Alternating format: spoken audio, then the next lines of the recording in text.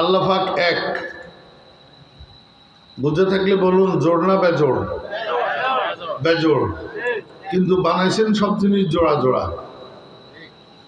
আসমান জমিন এক জোড়া, চন্দ্র সূর্য, দিন রাত, আলো অন্ধকার, দুনিয়া আখিরাত, বেহেশত দোজখ, নারী পুরুষ।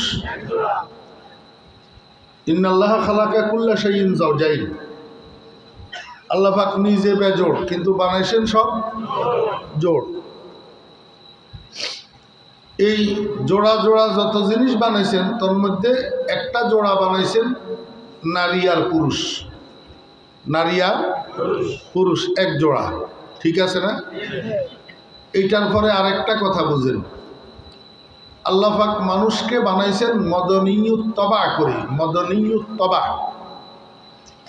এই মদনীয়ুত্তবা শব্দ এটা ইসলামী ফিলোসফির একটা পরিভাষা।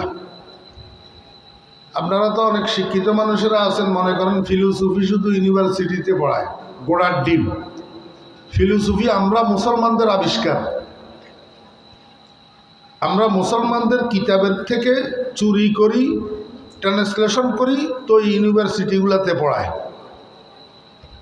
আসল ফিলোসফির আবিষ্কারক আমাদের মুসলিম ফিলোসফাররা।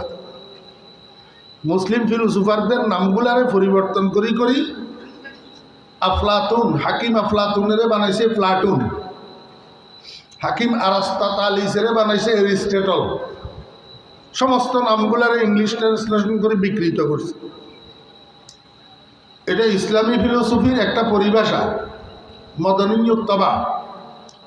আল্লাহ পাক মানুষকে মদনীয়ুত্তবা করেই বানাইছেন।